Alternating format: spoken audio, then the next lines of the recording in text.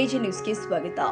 ಭಾರತ ಸರ್ಕಾರ ಆಪರೇಷನ್ ಸಿಂಧೂರ ಎಂಬ ಹೆಸರಿನ ಭಾರತೀಯ ಯೋಧರಿಂದ ಪಾಕಿಸ್ತಾನದ ಮೇಲೆ ಈಗಾಗಲೇ ಯುದ್ಧ ಪ್ರಾರಂಭವಾಗಿದ್ದು, ಈ ವೀರ ಯೋಧರಿಗೆ ಹಾಗೂ ಭಾರತ ಸಾರ್ವಜನಿಕರಿಗೆ ಯಾವುದೇ ಹಾನಿಯಾಗಬಾರದೆಂದು ಭಾರತೀಯ ಯೋಧರ ಹೆಸರಲ್ಲಿ ಕೊಪ್ಪಳದ ಕುಕನೂರು ಪಟ್ಟಣದಲ್ಲಿ ಬಿಜೆಪಿ ಮುಖಂಡರು ಸಾಮೂಹಿಕವಾಗಿ ಪೂಜೆ ಸಲ್ಲಿಸಿದರು.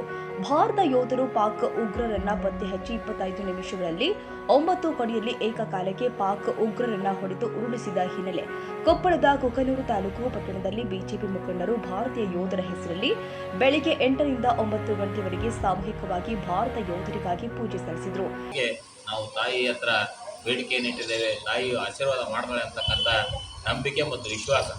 ಅದರ ಜೊತೆಗೆ ಈಗಾಗಲೇ ಮೊನ್ನೆ ಪ್ರವಾಸಿಗರ ಮೇಲೆ ಆಗಿರ್ತಕ್ಕಂಥ ಈ ಒಂದು ಭಯೋತ್ಪಾದಕರ ಅಟ್ಟಹಾಸ, ಅದಕ್ಕೆ ಮೋದಿಯವರು ತಕ್ಷಣ ಒಂದು ಪ್ರೆಸ್ ಮೀಟನ್ನು ಮಾಡಿ ಅವತ್ತೇ ಹೇಳ್ತಾರೆ, ಯಾರೂ ಊಹಿಸದಾರದಂಥ ಒಂದು ಶಿಕ್ಷೆಯನ್ನು ನಾವು ಕೊಡ್ತೀವಿ ಅಂತಕ್ಕಂಥ ಮಾತನ್ನು ಅತ್ಯಂತ ಧೈರ್ಯದಿಂದ ಹೇಳ್ತಾರೆ.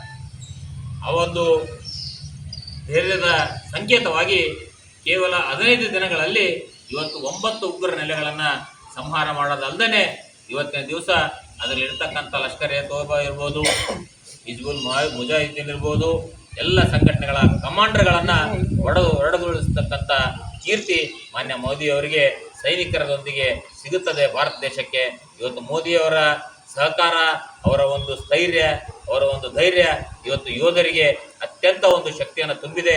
ಆ ಶಕ್ತಿಯ ಎಷ್ಟು ಮಟ್ಟಿಗೆ ಆಗೈತಿ, ಈಗಾಗಲೇ ಅವರಿಗೆ ಆರ್ಥಿಕ ಹೊಡೆತವನ್ನು ನಮ್ಮ ಮೋದಿಯವರು ಆಗಲೇ ಕೊಟ್ಟಿದ್ದಾರೆ. ಇವತ್ತು ಸಿಂಧೂ ಪ್ರಾಂತದ ನದಿ ನೀರನ್ನು ಕಟ್ ಮಾಡಿರೋದ್ರಿಂದ ಅವ್ರಿಗೆ ಏನಾಗಿದೆ, ಆ ಸಿಂಧೂ ಪ್ರಾಂತ್ಯದ ಇವತ್ತು ನೀರು ಕಟ್ ಮಾಡಿರೋದಕ್ಕೆ ಅರ್ಧ ದೇಶ ಈಗಾಗಲೇ ಯುದ್ಧವನ್ನು ಎದುರಿಸ್ಬಿಡುತ್ತೆ. ಅದ್ರ ಕೈಲಿ ಅದನ್ನು ಸಲುವಾದಾಗಲ್ಲ. ಯಾಕಂದರೆ ಆ ಒಂದು ನದಿ ನೀರಿನ ಮುಖಾಂತರ ಅಲ್ಲಿನ ಆರ್ಥಿಕ ಪರಿಸ್ಥಿತಿ, ಅಲ್ಲಿನ ಊಟಕ್ಕೆ ಇವತ್ತು ದವಸ ಧಾನ್ಯಗಳಾಗಿರ್ಬೋದು ಎಲ್ಲವೂ ಕೂಡ ಸಿಗ್ತಕ್ಕಂಥದ್ದು ಆ ನದಿ ನೀರಿನ ಮುಖಾಂತರ. ಫಸ್ಟ್ ಮೋದಿಯವರು ಮಾಡಿದ ಕೆಲಸ ಇವತ್ತು ಅವರು ಹೊಡೆತವನ್ನು ಆರ್ಥಿಕವಾಗಿ ಕೊಡಬೇಕು ಅಂತಕ್ಕಂಥ ಈಗಾಗಲೇ ದಿವಾಳಿ ಆಗೈತಿ, ಮತ್ತೆ ದಿವಾಳಿ ಮಾಡ್ಬೇಕನ್ನೋ ನಿಟ್ಟಿನಲ್ಲಿ. ಯಾಕಂದ್ರೆ ಒಂದೇ ಕಾರಣ, ಪಾಕಿಸ್ತಾನ ಇವತ್ತು ಭಾರತದ ವೈರಿ ಅಂತಲ್ಲ, ಇವತ್ತು ಉಗ್ರರನ್ನ ಸಾಕ್ತಿರೋದಕ್ಕೆ ಇವತ್ತು ಪಾಕಿಸ್ತಾನ ಭಾರತಕ್ಕೆ ವೈರಿ ಆಗೈತಿ. ಭಾರತಕ್ಕಷ್ಟೇ ಅಲ್ಲ, ಇಡೀ ವಿಶ್ವಕ್ಕೇ ವೈರಿಯಾಗಿ ಕಾಣಕತ್ತೈತಿ. ಇವತ್ತು ಇಡೀ ವಿಶ್ವನೇ ಭಾರತ ಜೊತೆಗೆ ಸಾಥ್ ಕೊಡಕತ್ತೈತಿ.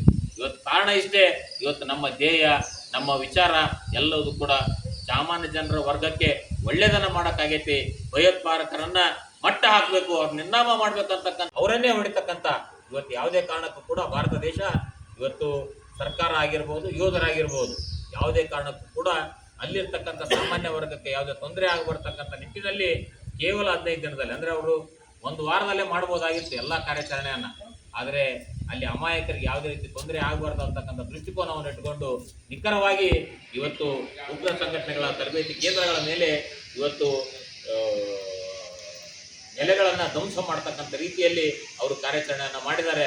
ಆ ಒಂದು ಕಾರಣಕ್ಕಾಗಿ ಆದರೆ ಪಾಕಿಸ್ತಾನಕ್ಕೆ ಬುದ್ಧಿ ಬರ್ತಕ್ಕಂಥ ಯಾವುದೇ ಒಂದು ವಿಚಾರ ಕೂಡ ಅವರಲ್ಲಿ ಇಲ್ಲ. ಯಾಕಂದ್ರೆ ನಾವು ತಿಳ್ಕೊಂಡಿದ್ವಿ, ಅವರು ಕೂಡ ಇವತ್ತು ನಾವು ಭಯೋತ್ಪಾದಕರನ್ನ ಮಟ್ಟ ಹಾಕೋದ್ರಲ್ಲಿ ನಿಮ್ಮ ಜೊತೆ ಸಾಥ್ ಕೊಡ್ತೀವಿ ಅಂತಕ್ಕಂಥ ಮಾತನ್ನು ಹೇಳ್ಬೋದು ಅಂತಕ್ಕಂಥ ಎಲ್ಲೋ ಒಂಚೂರು ಇಟ್ಕೊಂಡಿದ್ವಿ ಅದಕ್ಕೆ. ಆದರೆ ಅವ್ರಿಗೆ ಇನ್ನೂ ಬುದ್ಧಿ ಬಂದಿಲ್ಲ. ಆ ಬುದ್ಧಿ ಬರಲಾರ್ದಕ್ಕೆ ಇವತ್ತು ನಮ್ಮ ಒಂದು ಭಾರತ ದೇಶದ ಗಡಿ ಭಾಗಗಳಲ್ಲಿ, ಹಾಗೆ ಕಾಶ್ಮೀರದ ಸುತ್ತಮುತ್ತಲು ಇರ್ತಕ್ಕಂಥ ಭಾಗಗಳಲ್ಲಿ ಇವತ್ತು ಸುಮಾರು ಒಂದು 16 ಸಾವುಗಳಾಗಿದೆ ಸಾಮಾನ್ಯ ನಾಗರಿಕರು. ಅವರಿಗೆ ಯೋಧರ ಮೇಲೆ ಯುದ್ಧ ಮಾಡೋಕ್ಕೆ ಶಕ್ತಿ ಇಲ್ಲ. ಕೇವಲ ಪ್ರೆಸ್ ಮೀಟ್ ಮುಖಾಂತರ ನಮ್ಮ ಹತ್ರ ಅದೈತಿ, ನಮ್ಮ ಹತ್ರ ಇದೈತಿ, ಅಣಬಾಂಬ್ ಐತಿ, ಗಿಣಬಾಂಬ್ ಐತಿ, ಬರೀ ಹೇಳಿಕೆಗಳನ್ನು ನೀಡೋದ್ರಲ್ಲೇ ಇವತ್ತು ನೋಡ್ತಾ ಇದ್ದೀವಿ. ಟಿ ವಿ ಮಾಧ್ಯಮದ ಮುಖಾಂತರ ಅಲ್ಲಿ ಎಂಪಿಗಳು ಅಳಕತ್ತಾರೆ, ಇವತ್ತು ನಮ್ಮನ್ನು ರಕ್ಷಣೆ ಮಾಡ್ರಿ, ಇವತ್ತು ನಮಗೆ ಭಾರತ ದೇಶವನ್ನು. ಈ ಸಂದರ್ಭದಲ್ಲಿ ಯಲಬುರ್ಗಾ ತಾಲೂಕಿನ ಬಿಜೆಪಿ ಅಧ್ಯಕ್ಷ ಮಾರುತಿ ಗೌರಾಳ, ಲಕ್ಷ್ಮಣ ಕಾಳಿ ಹಾಗೂ ತಾಲೂಕಿನ ಮುಖಂಡರು, ನಾಗರಿಕರು, ಯುವಕರು ಮತ್ತಿತರರು ಉಪಸ್ಥಿತರಿದ್ದರು. ಕನ್ನಡಿಗರ ಮೆಚ್ಚಿನ ನಿಮ್ಮ ಎಜೆ 24/7 ನ್ಯೂಸ್ ಕನ್ನಡ ವಾಹಿನಿ ಇದೀಗ ಟಿವಿಯಲ್ಲಿ ಲಭ್ಯ. ವೇಳೆ ನೋಟಿಸ್ ಕೊಟ್ಟಿದ್ರೆ ವಾಪಸ್ ತಗೋತೀವಿ.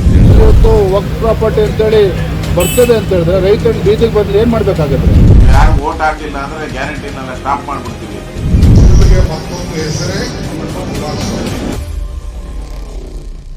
ಕರ್ನಾಟಕ ಮತ್ತು ದೇಶ ವಿದೇಶ 360 ಡಿಗ್ರಿ ಸುದ್ದಿ ಹಾಗೂ ಉತ್ತರ ಕರ್ನಾಟಕ, ಬೆಳಗಾವಿ, ಬಾಗಲಕೋಟೆ, ಧಾರವಾಡ, ಹಾವೇರಿ, ಗದಗ, ಬಿಜಾಪುರ ಜಿಲ್ಲೆಯ ಕ್ಷಣ ಕ್ಷಣದ ವಿವರವನ್ನ ಪಡೆಯುವುದಕ್ಕೆ ಎಜೆ 24/7 ನ್ಯೂಸ್ ಕನ್ನಡ ವಾಹಿನಿಯನ್ನ ಲೈಕ್ ಮಾಡಿ, ವಿಡಿಯೋಗಳನ್ನ ಶೇರ್ ಮಾಡಿ, ಕಮೆಂಟ್ ಮಾಡುವ ಮೂಲಕ ನಮ್ಮ ವಾಹಿನಿಗೆ ಸಹಕಾರ ನೀಡಿ ಮತ್ತು ಚಾನೆಲ್ ಅನ್ನು ಸಬ್ಸ್ಕ್ರೈಬ್ ಮಾಡಿ.